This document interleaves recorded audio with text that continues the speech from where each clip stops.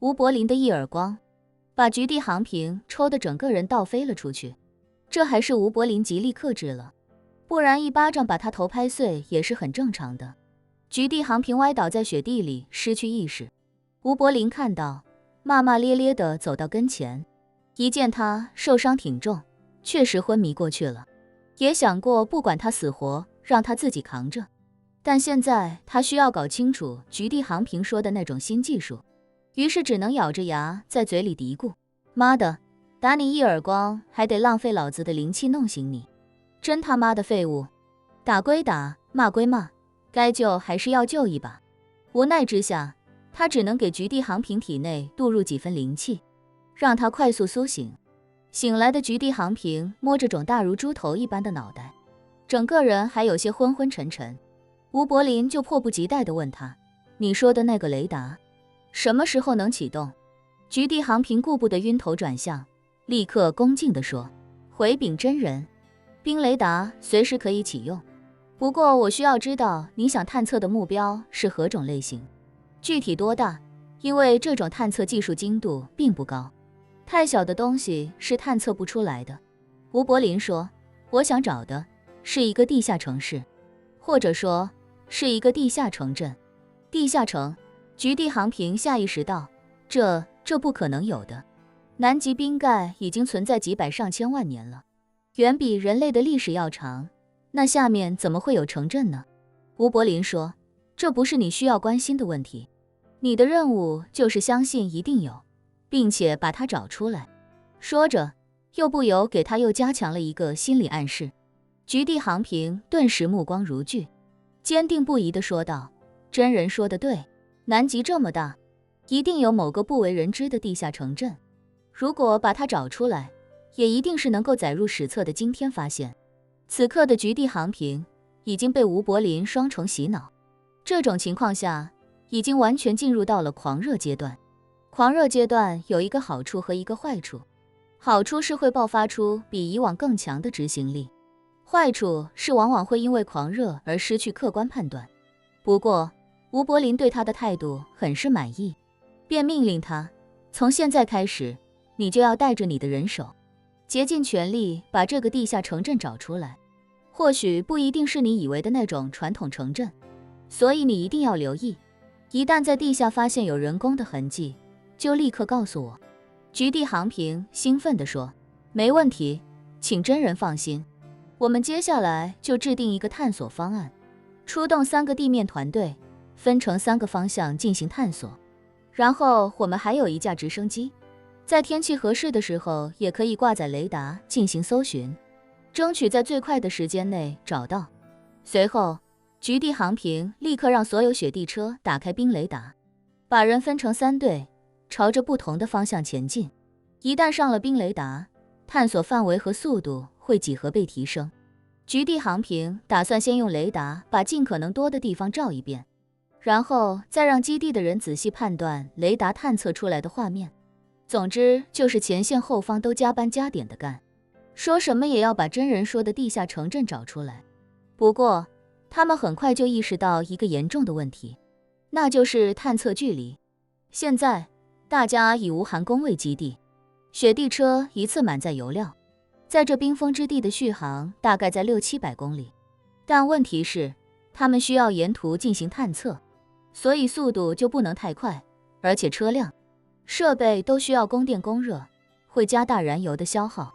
满载的油量也就能支持400公里。可是他们还必须要计算返程油量，否则一旦在冰天雪地里没油了，车上的人怕是都要冻死。这样一算，他们每次开出去200多公里，就必须开始返程，只有这样才能保证油量充足。但是如果回去补给一趟再回来，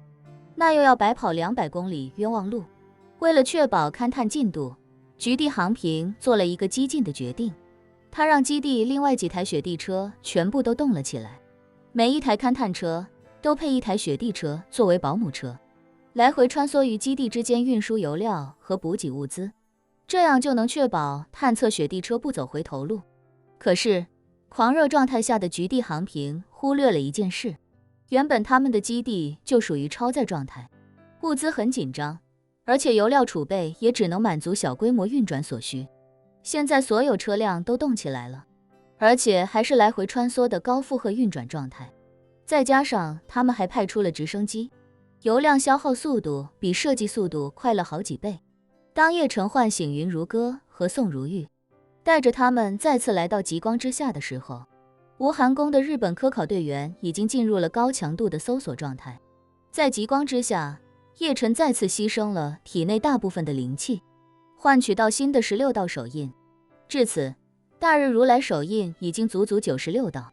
而大日如来手印的底层逻辑也很简单，每多一道手印，整体效果就会得到增强。如此一点点叠加，早已不再是当初仅有16道手印时的窘迫。这给了叶晨莫大的信心。